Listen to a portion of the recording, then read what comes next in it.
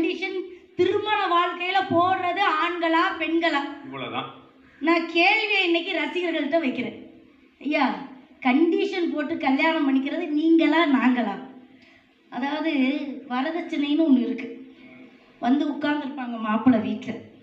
நீ பொண்ணு பிடிச்சி தானே கெட்டுற, பொண்ணு பிடிச்சி தானே கெட்டுற. ஆனால் நீ என்ன சொல்கிற?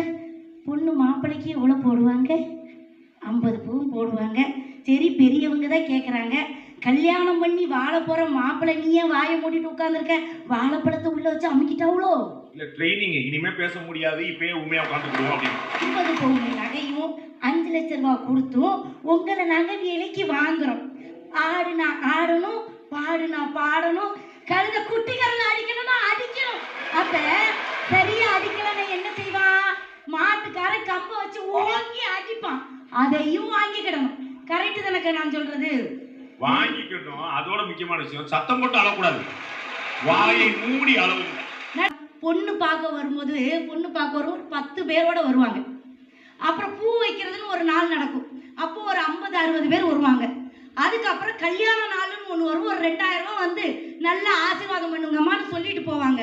ஆனா நீ தாலி கட்டின ஒரே காரணத்துக்காக ஒத்த பொம்பளையா உன் வீட்டில் வந்து நிக்கிறமே, எங்க ஒரு தைரியத்தை நீங்க பார்க்க முடியுமா நடுவர்களே? ஆனா இத்தனை டெஸ்டுகள் நீங்க வச்சு எங்களை தேர்ந்தெடுத்தாலும் நாங்க உங்களை எப்படி வச்சிருக்கோம் தெரியுமா? வீரபாண்டி தேர் போல பேரெடுத்த சிங்கம் தான். ராமர் என்ன தர்மர் என்ன, மாம மனசு தங்கம் தான். பூவு கூட நார் போல, பூமி கூட நீர் போல, மாமன் கூட சேர்ந்திருப்பேன் மதுரை வீரம் பொம்மி போல, சேலையோட நூலு போல சேர்ந்திருக்கும் பந்தம் தான். திருமாலும் சொக்கரும் வந்து சேர்ந்து வைத்த சொந்தம் தான். மாமாவே நீ வேணும், 7 ஜென்மம் தான். எந்த கண்டிஷன் இல்லாம உங்க கூட வாழ்றமே நடுவர் அவர்களே. இவர மாதிரி சிறந்த அடிமை கிடைக்காதுல்ல. அதாவது அடிமையில 2 வகை இருக்கு. வீட்டுல சண்டை வரக்கூடாதுன்னு என்ன செய்யணும் தெரியுமா? நான் இன்னைக்கு ஒரு மந்திரம் சொல்லி கொடுக்குறேன். கால்ல விழுந்துடணும். எங்களுக்கு தெரியும். ஒருத்தர் பொண்டாட்டி கால்ல விழுறானோ அவனுக்கு தனியான மேடை என்னைக்கு இருக்குங்க. இப்படிதான் நடுவுல உட்கார்ந்துருக்கான். உள்ள அடுக்கறையில வேலையில இருந்தேன். ஏட்டி பூ வாங்கிட்டு வந்திருக்கேன், என்னடி செய்யறதுன்னா, அங்க எங்கேயாவது வையோ, நான் வந்து வச்சுக்கிறேன்னு வந்து பாக்குறேன்க்கா. என் போட்டோ இருந்துச்சு, அதுல பூ வச்சிருக்கேன். ஏன்னா அதுல போட்டால கொண்டு போய் பூ வச்சிருக்க அப்படின்னா அதுலதான் இவ்வளவு பெரிய ஆணி இருந்துச்சுங்க. கல்யாணம் முடிஞ்ச முதல் இரவு எல்லாருக்கும் மறக்க முடியாத இரவு, எனக்கும் மறக்க முடியாத இரவு. எல்லா அக்காவுக்கும் ஒரு அனுபவம் இருக்கும். அக்கா, என்னுடைய முதலிரவு கதையை சபையில சொல்றேன், தப்பா எடுத்துக்கிறாதீங்க. நடந்தது முதலிரவாக இருந்தாலும் இதுல வந்து வேற ஒரு மேட்டர் வச்சிருக்கேன். என் வீட்டுக்கார் பக்கத்திலே உட்காந்துருந்தேன். என் வீட்டுக்கார் என் பக்கத்துல உட்காந்துருந்தார். திடீர்னு என் கையை பிடிச்சிட்டாருக்கா. கையை பிடிச்சது எனக்கு அப்படியே உடம்பெல்லாம் சிலிர்த்து போச்சு. என் வீட்டுக்கார் முகத்தை பார்க்குறேன். அவர் ஃபஸ்ட்டு என்ன சொன்னார் தெரியுமா? நான் சொன்னேன், கண்ணே இது கண்ணா இல்லை சாந்தி கடை பண்ணா அப்படிலாம் பாராட்டுவாருன்னு நினச்சிருந்தேன். ஆனால் எங்கள் வீட்டுக்கார அப்படி சொல்லலை. எம்மா, எங்கள் வீட்டில் எங்கள் அம்மா தான் எனக்கு எல்லாமே. நாளையிலேருந்து எங்கள் அம்மா என்ன சொல்கிறாங்களோ அதைத்தான் நீ கேட்கணும். என் தங்கச்சி நமக்கு எய்த்து வீட்டில் தான் இருக்கா. அவங்க வீட்டில் அடுப்பு பற்ற வைக்க மாட்டா. நம்ம வீட்டில் அவளுக்கு சேர்த்து, அவள் குடும்பத்துக்கு சேர்த்து நீ சமையல் பண்ணிடணும். அப்புறம் எங்கள் வீட்டில் வெஜ்ஜு தனியாக நான்வெஜ்ஜு தனியாக 2 திங்கிறது தானே. அப்புறம் எந்த கரண்டியில் கிண்டு நன்னு மாறி போயிருமா.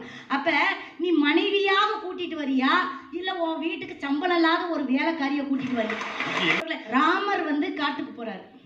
இப்போ ராமரோட சேர்ந்து சீத்தையும் போகிறார். இப்போ லட்சுமணன் போகிறாரு. லட்சுமணன் கூட ஒரு பொண்டாட்டி போகணும்ல. இப்போ பொண்டாட்டியை ரெடி ஆகி வான்னு சொல்லிட்டு அந்த பொண்டாட்டி வர, அவ பேர் ஊர்மிளை.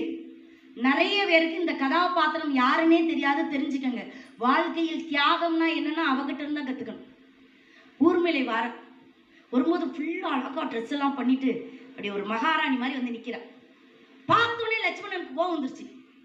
ஏய், என்னாடி பொம்பளை, நம்ம போறது காட்டுக்கு, இப்படி ரெடி ஆகிட்டு வந்திருக்க, நீ எல்லாம் காட்டுக்கு வாழ்க்கைக்கு லாய்க்கப்பட மாட்டேன், இங்கே கடை அப்படின்னு பொண்டாட்டியை தனிச்சு விட்டுட்டு போயிட்டான். இப்போ ஊர்மிளை அவன் விட்டுட்டு போன நேரத்துல இருந்து தூங்க ஆரம்பிக்கிறான். 14 வருடங்கள் தூங்கிக்கிட்டே இருக்கா. தூக்கத்துடைய கடவுளோட பேரு மித்ரா. அந்த அம்மா வந்து கேக்குது, இல்ல என் புருஷன் 14 வருஷம் தூங்கக்கூடாது, காட்டுல அவங்களுக்கு காவலா இருக்கணும், அந்த தூக்கத்தையும் சேர்த்து நான் தூங்குறேன்னு. 14 வருடங்கள் எந்த இன்பம், உணவு, தண்ணி எதுவுமே இல்லாம தூங்கிக்கிட்டே இருக்கு. ஏன் இந்த பொம்பளை 14 வருடம் தூங்கிக்கிட்டே இருக்கா?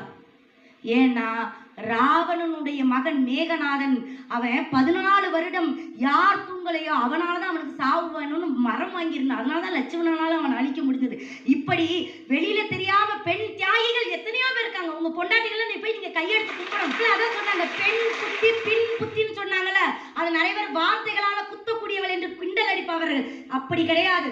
பின்னால் வருபவற்றை முன்னாலே யோசித்து கணவனையும் குடும்பத்தையும் காப்பாற்றக்கூடியவள் பெண்.